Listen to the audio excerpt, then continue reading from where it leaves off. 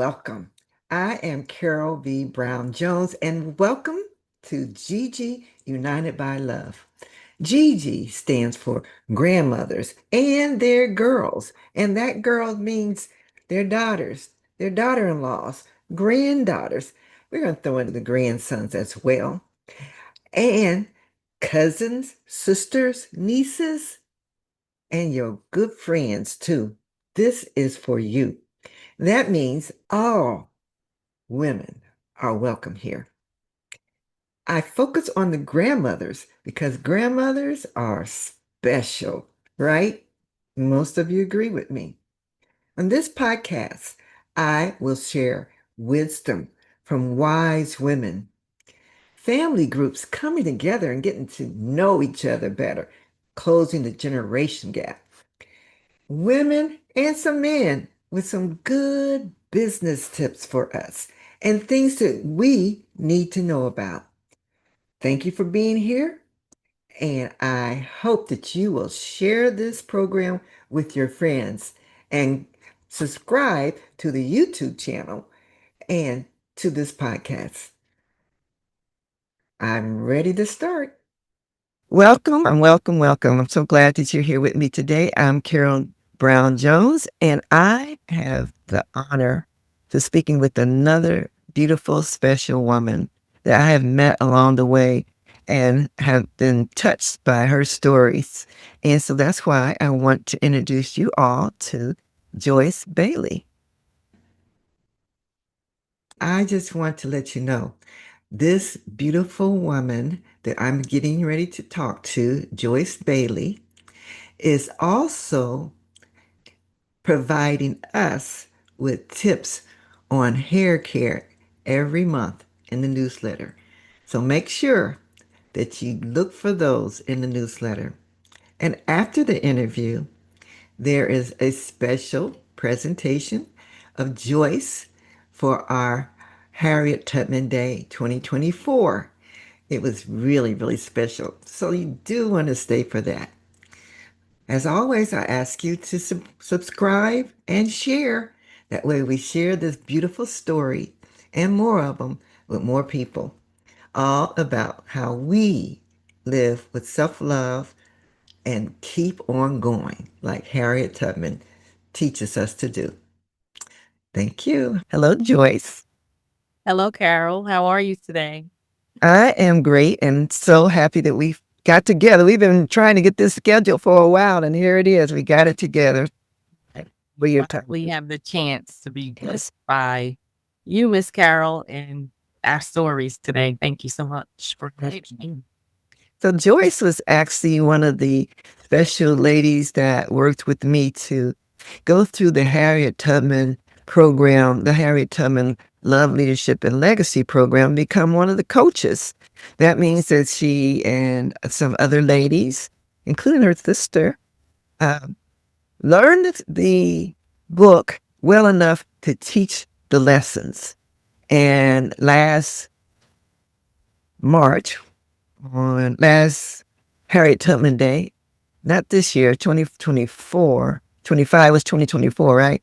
Yes. In 2024, on Harriet Tubman Day, each of these beautiful ladies had a chapter that they focused on to teach a little bit of self-love, uh, servant leadership, and leaving a legacy.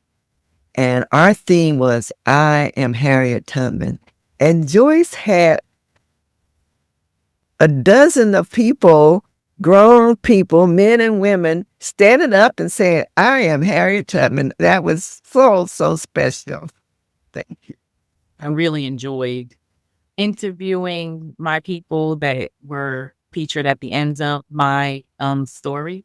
Uh-huh. And they were so happy to be a part of it too. I think that people are really excited about the work that you are doing, Carol, and they are excited just to be a part of something that is so positive and so loving. And you just have given us a tool to give back to our girls and to pour into our girls, and which is so needed in today's environment. Yes, it is. Thank you. Well, thank you. So let's learn a little bit more about Joyce. Tell us about you, yourself. Where'd you grow up? And where do you live now? I grew up in a little town called Bayonne, New Jersey, and I lived with my mom and my dad and my 3 sisters. I have no brothers. I am the youngest of 4 sisters. In 2012, I moved to Mississippi. I got married.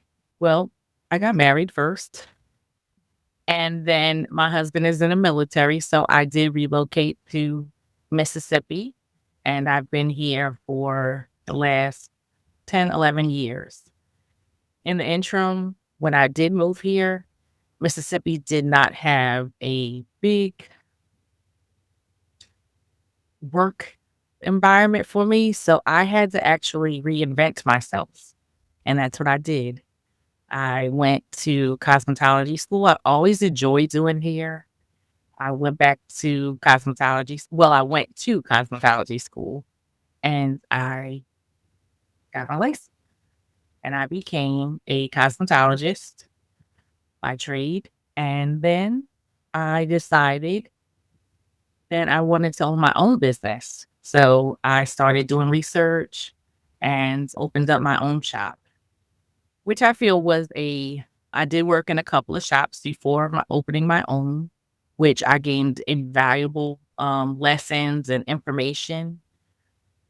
And it empowered me to take the next step, which is entrepreneurship and open my own business. And I have never been happier to own my own business and to make my own hours and to really bless not only the hair, but the soul of the women that I come in contact with. I encourage everyone to follow a path that really inspires you to be your genuine self and to bless others.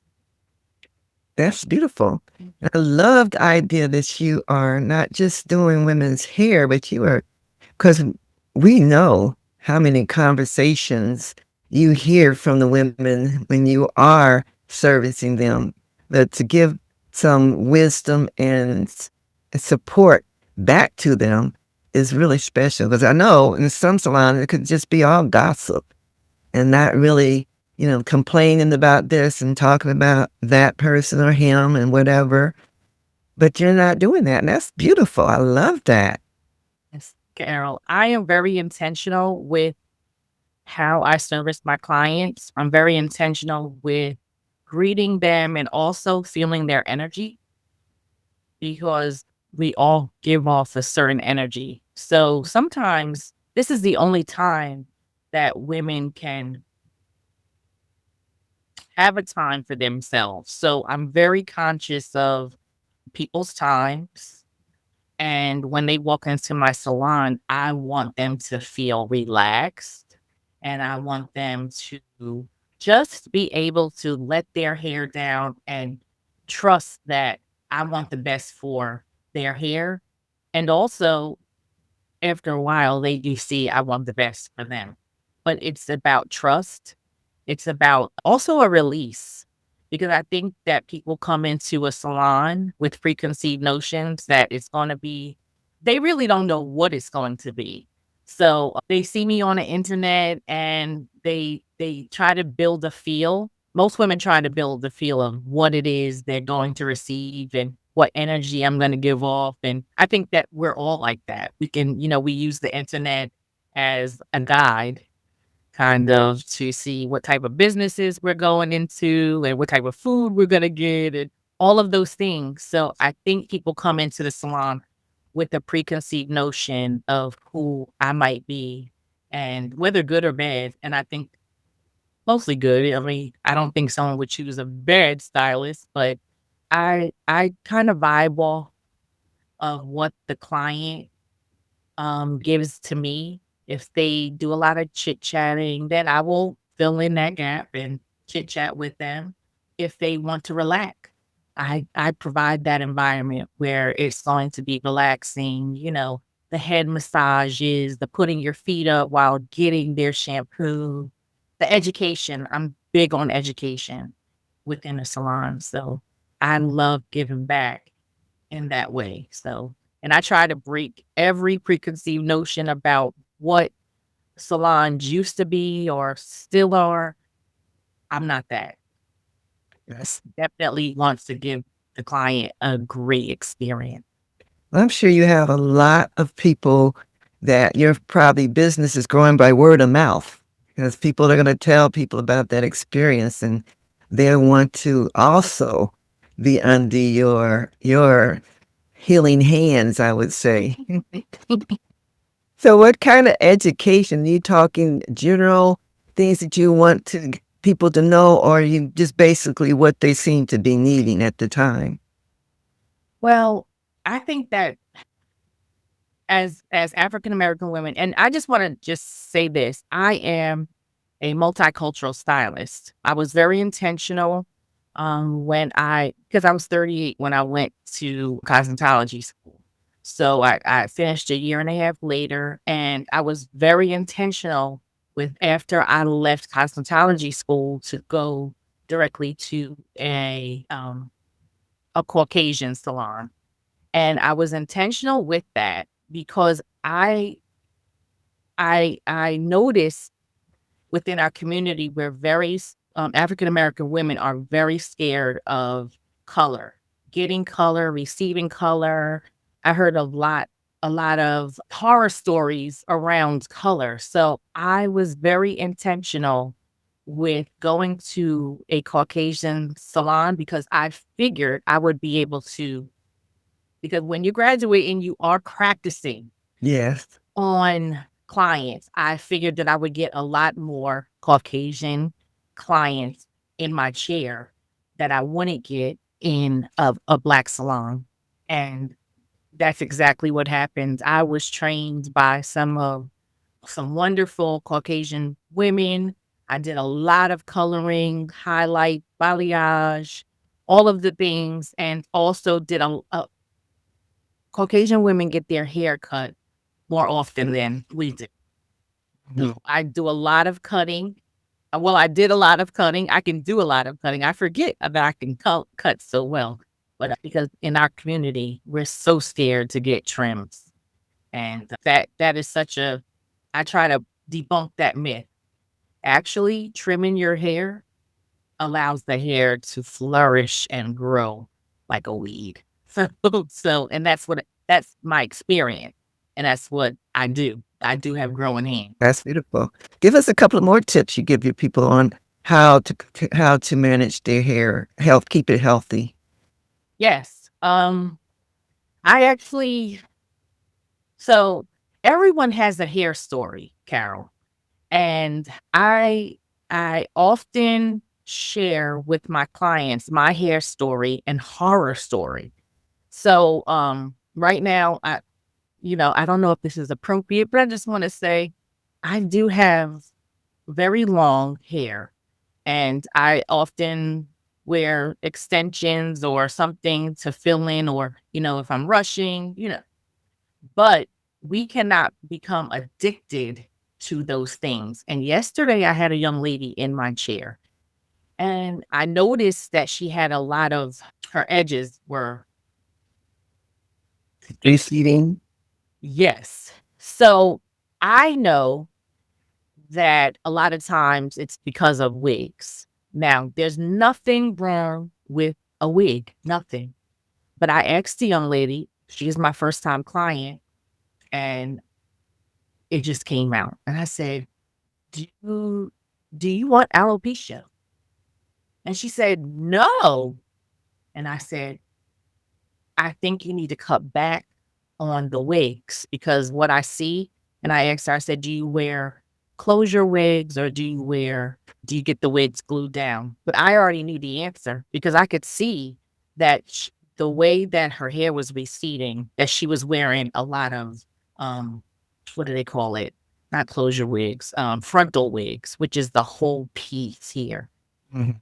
You actually see a band of Mhm. scarcity right there. So I already knew that she was wearing. a lot of those. So I try to educate especially younger women that you want to have the option of wearing a wig. You don't want eventually to have to wear a wig because some of us have to wear well, I don't have to wear a wig, but I do choose to. Mhm. But that's where I see it's going. And I tried to get them their mindset to change and shift. And I let them know I'm here to help you. So with proper trimming and treatments being protein treatments, mostly moisturizing condition treatments, because our hair, curly hair, kinky, coily hair needs a lot of moisture. And I find that a lot of our hair is depleted in in moisture. And Mm, also hair, it's growing from the scalp and it responds to what's going on inside your body. So a lot of times your stylist might ask questions like, are you on any type of medications? Are you under some stress? And those are private questions, but they are necessary to know these things so we can come up with we can know the overall um process of what's going on with you and how to help. So what I would say is it starts at the shampoo bowl, have a good regimen, have good products. I recommend some products in my salon, have a cycle of treatments, which would include hydration treatment. I use a hydration machine in my salon, and we do a lot of work, first thing, on treating the client's root, which which is the goal. You just want to have good products, have a good cycle of trims, and also treatment.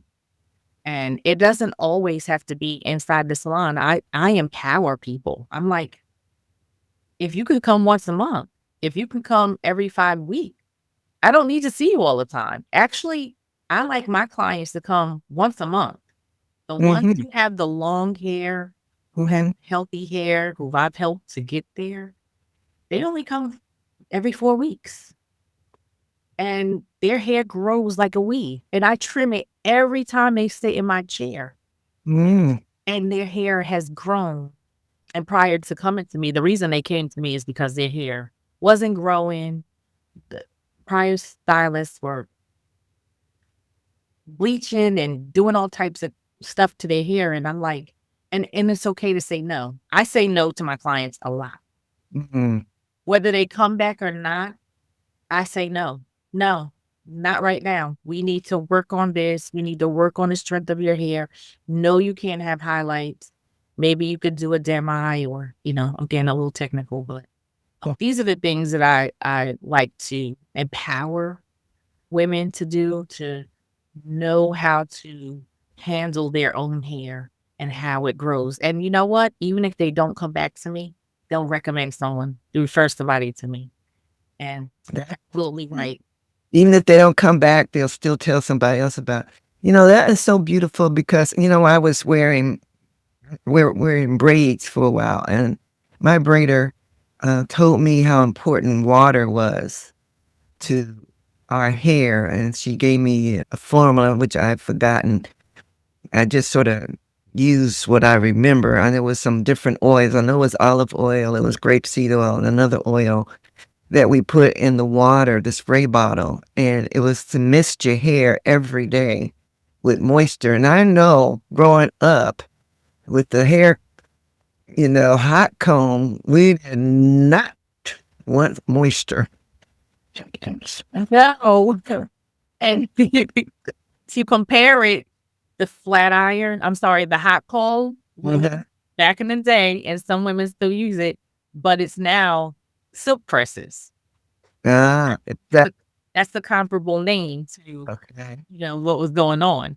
Uh-huh. Is that still the same, pretty much the process, the same heat, or is it more chemicals?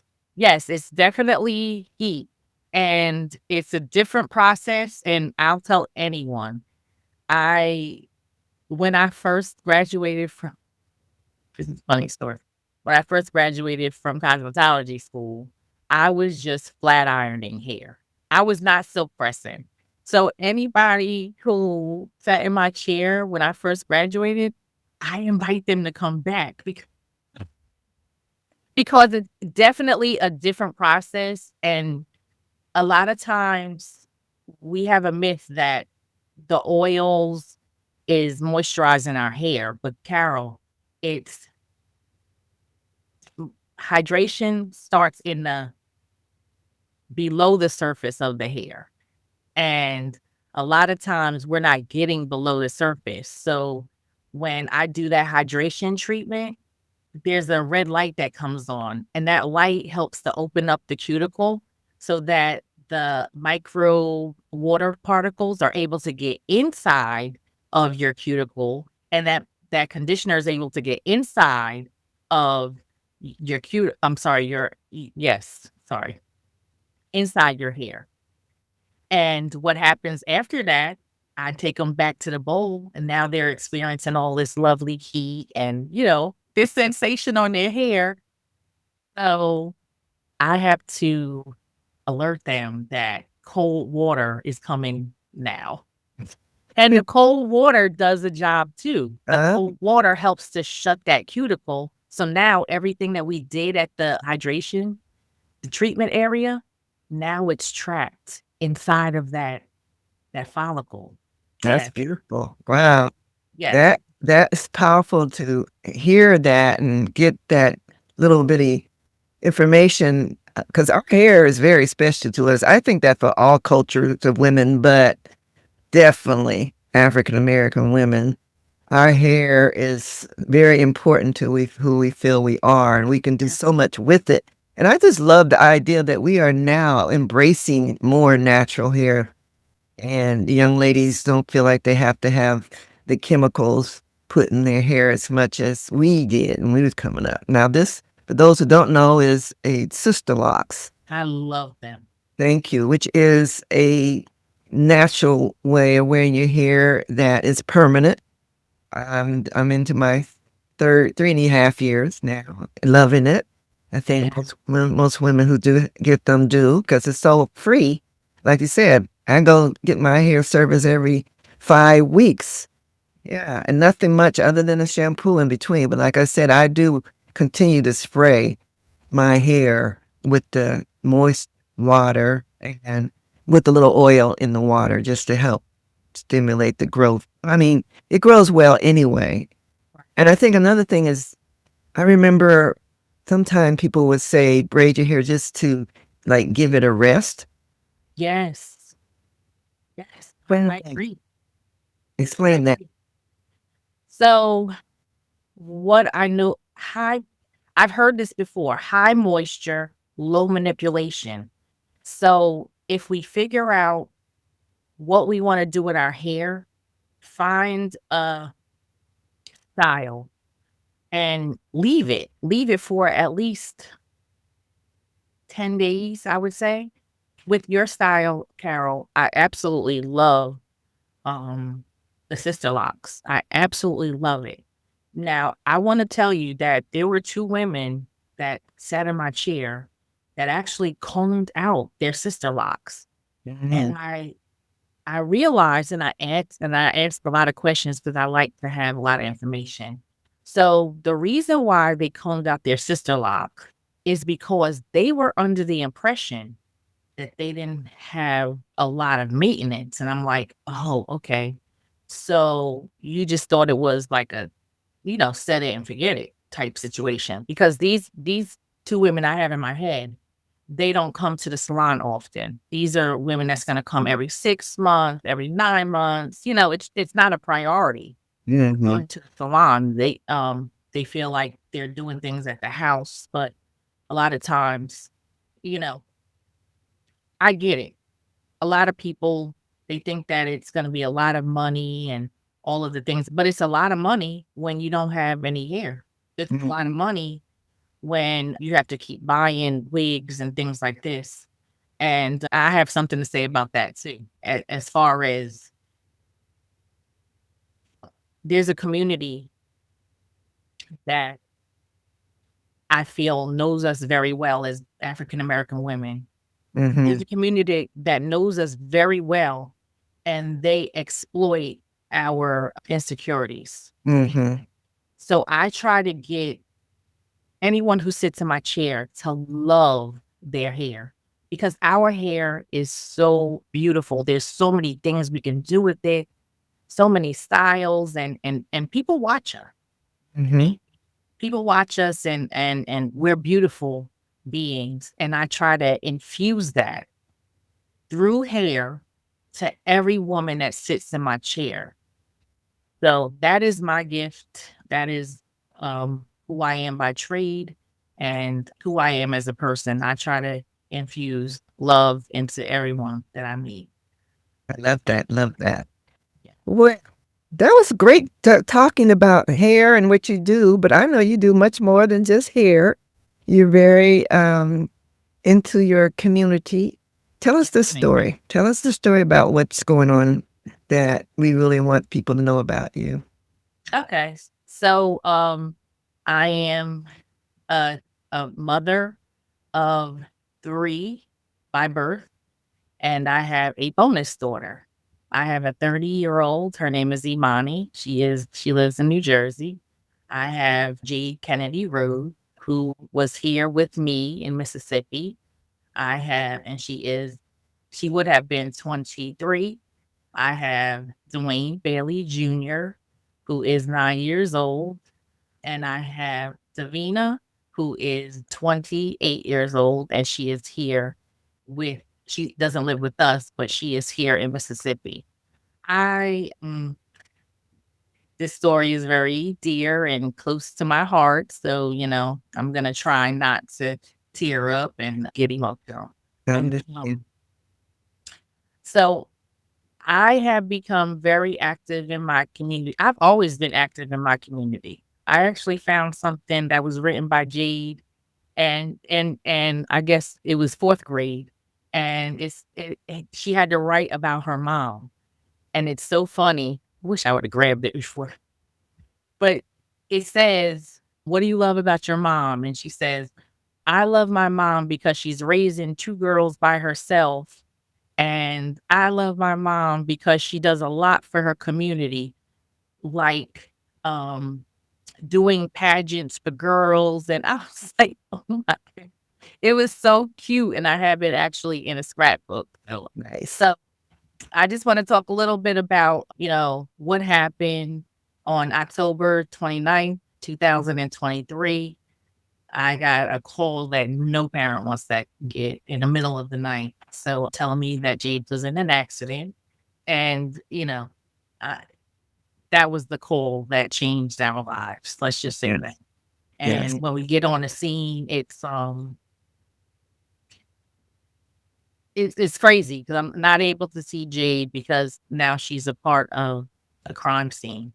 So Jade was at a party. She got off of work. She worked at Walk-Ons, and she had another job at a local gym. And she got off work at Walk-Ons, and she got dressed to go to a party. And she got in a car with her friends and went down to the party. It was about I would say 30 minutes away in Wiggins, Mississippi. And she was shot. She was caught in a crossfire with she was in a car. Let's just say the club was letting out, and she was walking to the car with her friends. She was in a car. They were trying to get away from the gunfire. I guess the gunfire, and a bullet hit the back of the car and hit Jade. She was in the back of the car, and they stopped. They tried to revive her, and later on, she passed away. And that was the change of everything. So before Jade passed away, me and her discussed because there was this program called the Martin Luther King Oratory Contest, which my oldest daughter used to be a part of every year. Now, being a single parent, and like I tried to keep my girls into everything. I tried to keep them busy. Yeah. Parents taught us that, to stay busy, do things that are positive. And when I became a parent, you know, I did the same. So there was a Martin Luther King oratory contest that was in Jersey City, New Jersey, and it was run by the city. And what would happen was the kids would have to recite any Martin Luther King story or speech or anything Martin Luther King. And I mean, the talent that I seen, and my girls were very, very talented. Jade. So we talked about it. I'm gonna get back. So me and Jade discussed because she was here with me. She was younger. She was 12 years old when she moved here, and she was in the speech and debate team. She was just a natural born singer. And I'm not just saying that because I'm her mom. She could actually sing. Mhm. It's beautiful.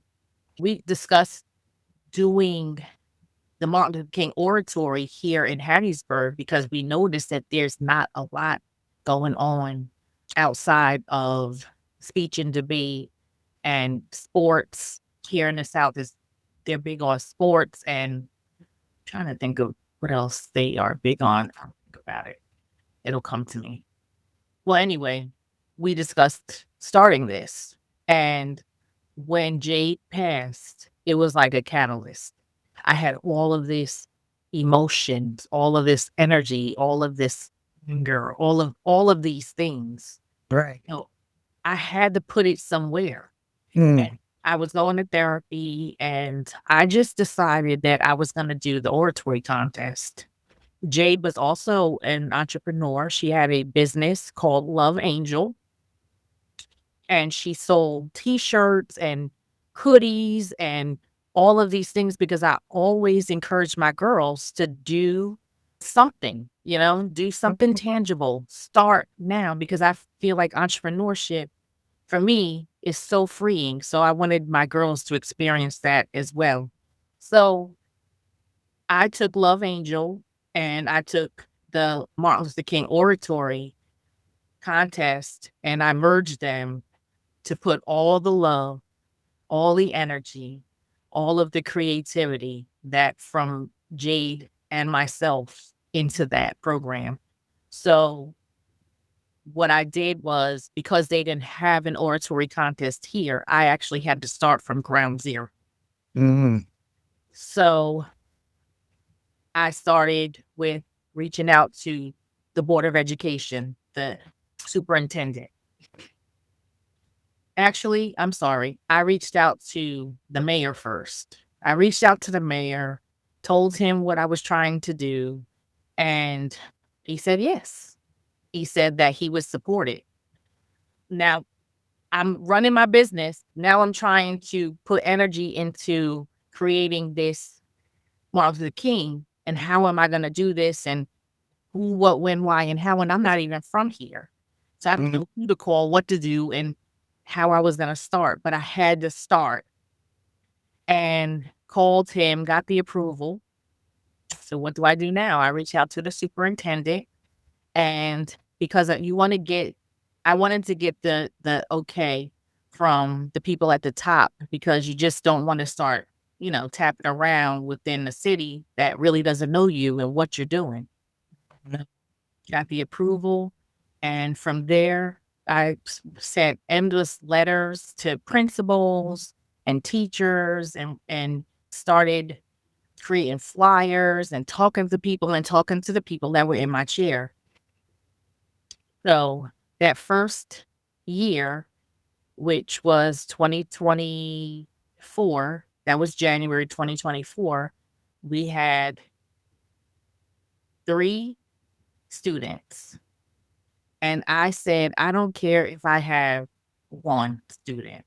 Oh, and I Mhm. also reached out to the local library to ask them to sponsor our, not to sponsor, to host our first preliminary. So what I do, Carol, I send, I get the kids, which is not easy.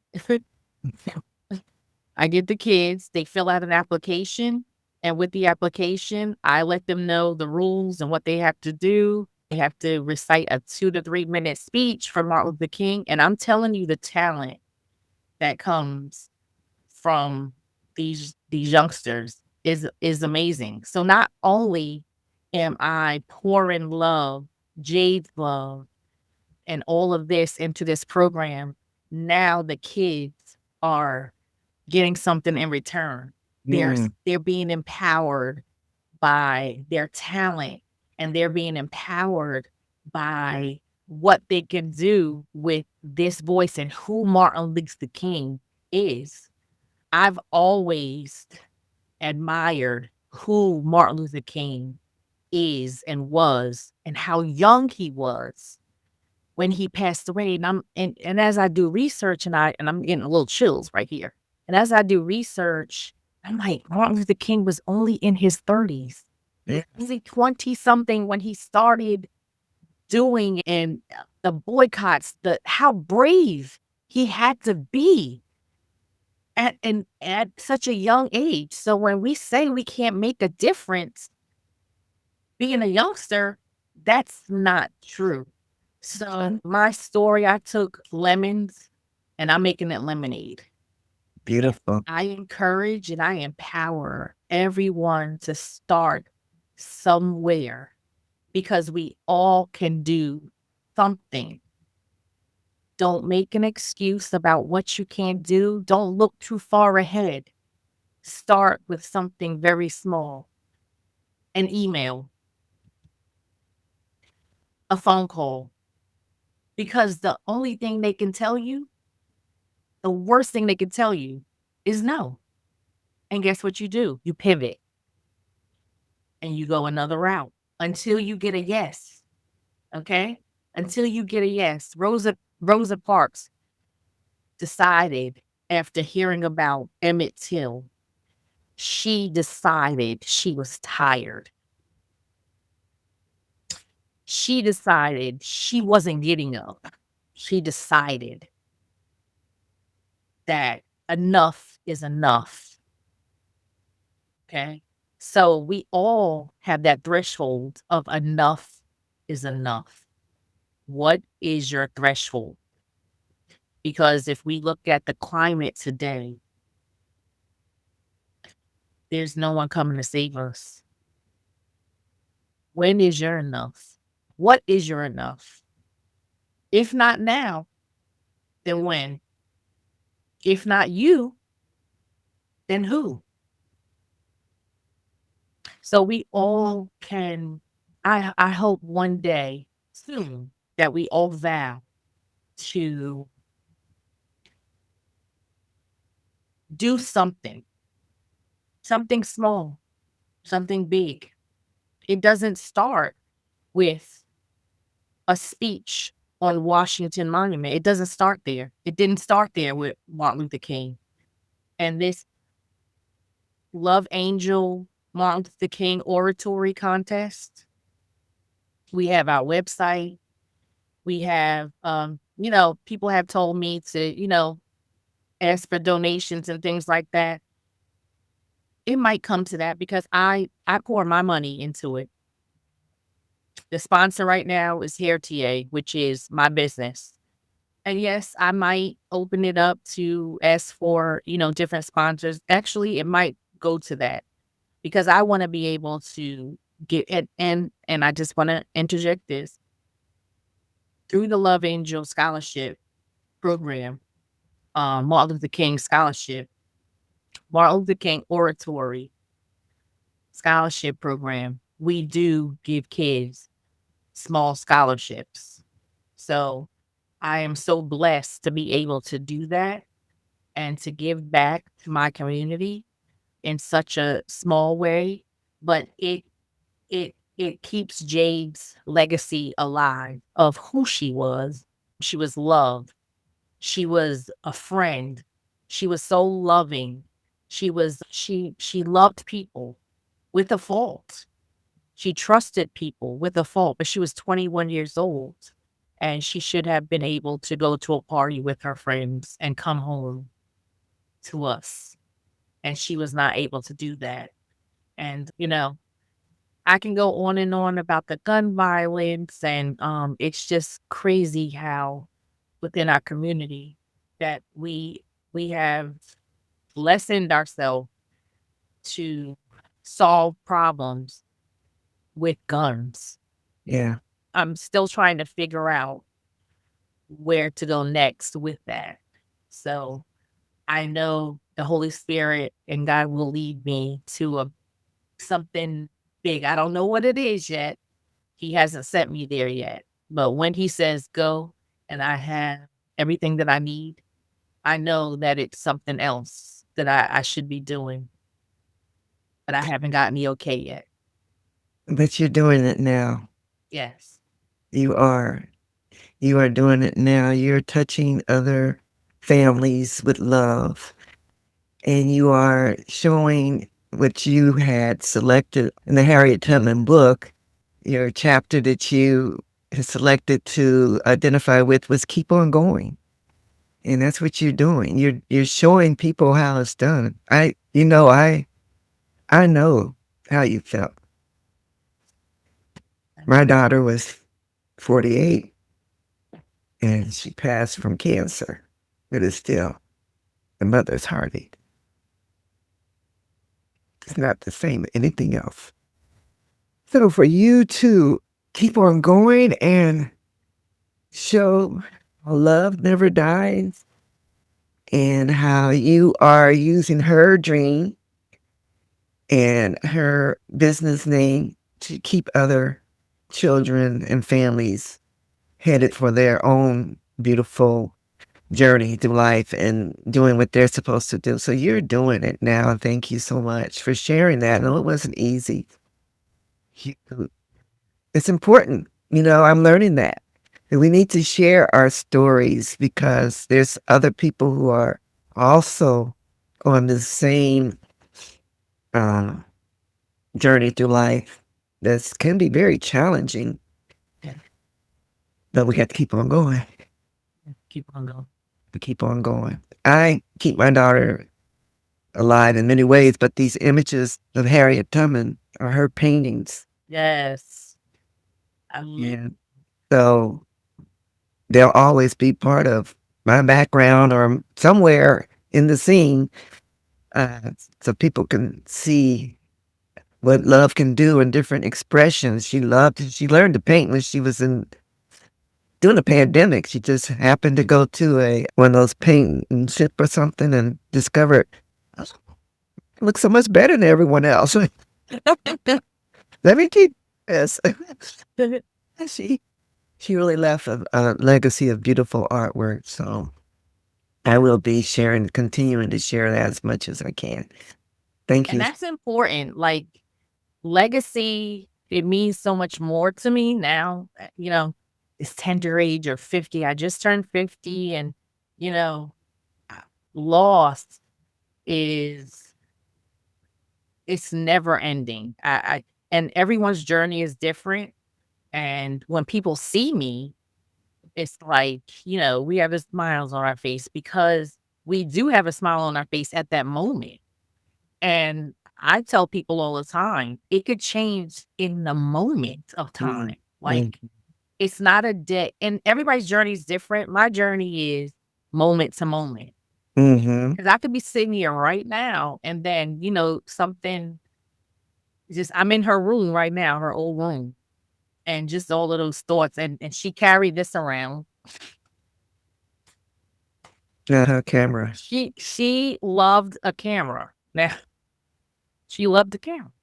Mm-hmm. And she would take pictures of everybody and everything. And I think about how much she was like me.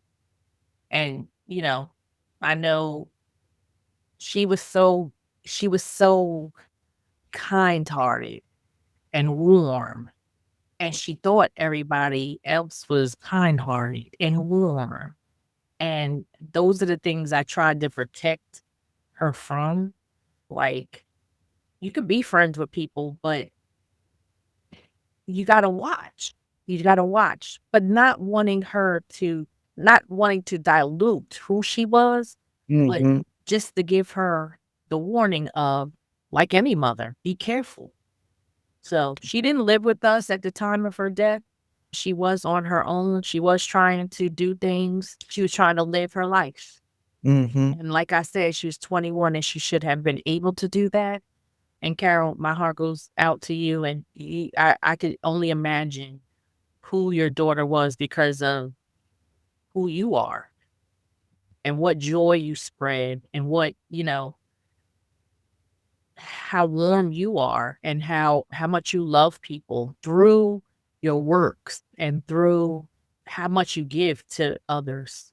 And that's just it just goes to show you that loss is part of who we are now, Yes. and how we translate it is part of our story, and it's going to be part of our legacy. And I loved how you have honored your daughter in these ways of her artistry. I'm looking at the picture now. It's absolutely beautiful. And I know it's going to be in some museum somewhere one day because her mom's going to make sure that it's seen in her. Right. I'm glad you mentioned that because my goal is to have a retreat center, and in there will be an art gallery. Love it. Her art and other people whose art are inspiring to all of us. Joyce, let's leave up on a positive note. Let's leave up on a positive note. What do you want the young girls today to keep in mind? You have gone through the Harriet Tubman book, and you and your sister have taught some girls. And what seems to be the main message that they need to hold on to? If I could say one thing to the young ladies, it would be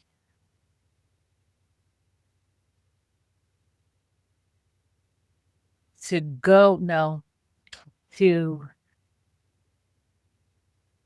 go in spaces where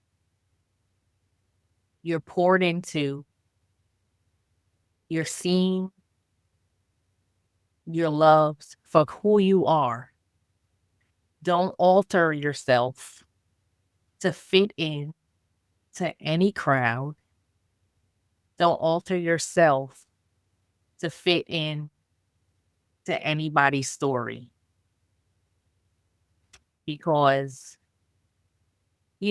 growing and really accepting who you are and saying, even the bad things about me, I have accepted, but I have not always been that way. People pleasing is very real, but saying yes to you is going to be so much empowering and so much more full. It makes you full of you. God's love is always there to guide us and to push us forward. And He just wants to let you know that you're seen, you're loved unconditionally. In God's love, you are loved unconditionally. And no matter what happens in those environments that you put yourself in, always know that God is there for you and He's waiting for you to see Him. Beautiful, beautiful. Thank you, Joyce. Thank you for your time, for your stories, your lessons, and So welcome. your love and actions. Because Thank you. everything you're doing it out of your love, and I appreciate that. Thank you so much for being here today. You are so welcome, Carol. Love you all. Hi, my name is Joyce Bailey, and my chapter is chapter 14. Dedicate your life to your passion. The book is The Harriet Tubman Way, written by Carol Brown. Hi, my name is Joyce Bailey, and my chapter is chapter 14. Dedicate your life to your passion. The book is The Harriet Tubman Way, written by Carol Brown. Hi, my name is Joyce Bailey, and my chapter is chapter 14. Dedicate your life to your passion. The book is The Harriet Tubman Way, written by Carol Brown. Hi, my name is Joyce Bailey, and my chapter is chapter 14. Dedicate your life to your passion. The book is The Harriet Tubman Way, written by Carol Brown. Hi, my name is Joyce Bailey, and my chapter is chapter 14. Dedicate your life to your passion. The book is The Harriet Tubman Way, written by Carol. What is passion? Passion is energy. Oprah says, passion is the power that comes from focusing on what excites you. I am a licensed cosmetologist with a passion to enhance my clients' beauty. I believe that when you look good on the outside, it has the power of uplifting you on the inside too. It excites me to watch my clients' hair grow as they reach their hair goals. What do you think Harriet Tubman's passion was? If I had to guess, I'd say it was watching other slaves make it to freedom. What excites you? Is it dance, math, drawing? Do you get excited putting things together? Write it down in your journal. If it excites you, it might be your passion. How do you dedicate your life to your passion? You must set clear goals. How to set clear goals? First, you must identify what you want. Second, you must make it specific. Three, break it down into smaller sections. Four, set a deadline. Five, review it daily. Six, stay flexible. And seven, stay committed. Think about it. In order for Harriet to reach her goals of freeing hundreds of other slaves, she needed to be a good goal setter. She had to know what she wanted to do, which route she wanted to take, and what time frame she had to keep. I'm sure Harriet kept her ideas in clear view every day to stay committed and on task. Harriet needed to stay as flexible as running away from slave owners always made a journey unpredictable. So, why do you need effective communication and persistence to live your passion? Good communication helps you convey your ideas, collaborate effectively, and build relationships, while persistence keeps you focused, resilient, and able to overcome obstacles on the journey upward to your passion. Both are crucial for navigating challenges and achieving long term success in pursuing your passion. Think about it. Harriet communicated with various individuals in the Underground Railroad, including abolitionists, sympathetic Quakers, and free African Americans. Good communication skills were crucial for her to coordinate safe passage, gather information about escape routes, and maintain trust among the network of people helping enslaved individuals reach freedom. Effective communication ensured successful escapes, and minimized betrayal. Next, let's talk about continuous learning. Continual learning is essential to living your passion because it helps you stay relevant, adapt to changes, and deepens your expertise in your field. Passion can often thrive on growth and development, and learning provides the fuel for that journey. It allows you to explore new ideas, innovate, and push the boundaries of what's possible within your passion. In my professional world of cosmetology, it's imperative to stay up to date in the swiftly changing trends and tools. Just like Harriet's journey, my day and years begin and end with me asking myself, what's next? I have to think about what I want to do next and be willing to pivot according to where I want my business to grow and to go. Actually, in accordance to my license, I must take at least 5 continual educational hours just to stay up to date with state board. Now, what do you want to learn this year? What do you want to learn overall? Expand your knowledge. The world is your oyster. Write it down in your journal. Happy learning. Let's talk about good time management. Time management is crucial for living your passion because it allows you to allocate sufficient time to pursue your interests, your goals, and projects effectively. By managing your time well, you can prioritize tasks, maintain focus, and avoid distractions, thus maximizing your productivity and progress within your passion.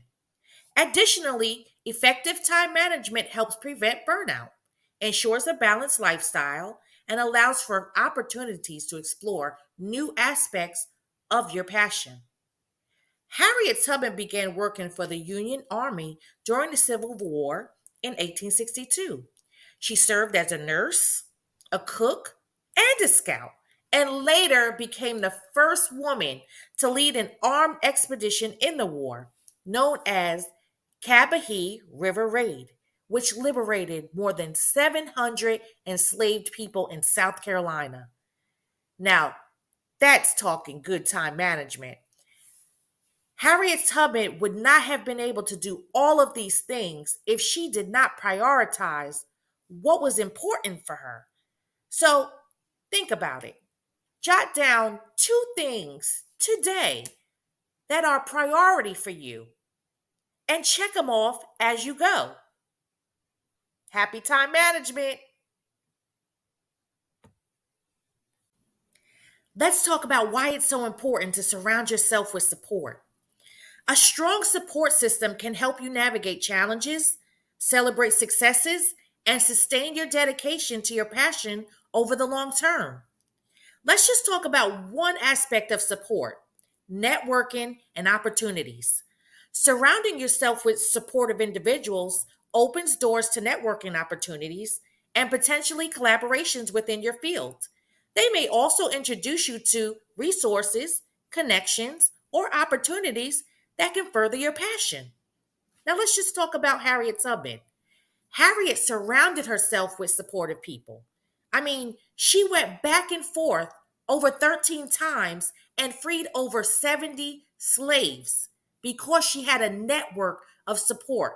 Now, imagine how far you can go if you had this network of people that are pushing you ahead and pushing you along to your passion.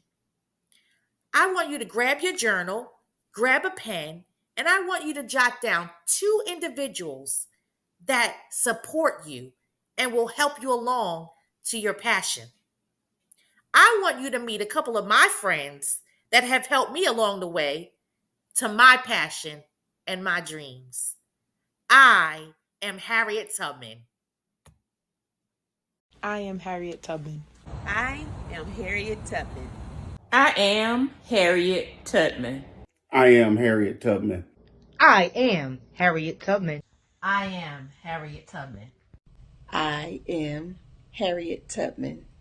Hi, I am Harriet Tubman. I am Harriet Tubman. I am Harriet Tubman. I am Harriet Tubman. I am Harriet Tubman. I am Harriet Tubman. I am Harriet Tubman. I am Harriet Tubman. I am Harriet Tubman. I am Harriet Tubman.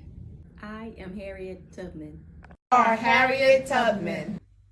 I am Harriet Tubman.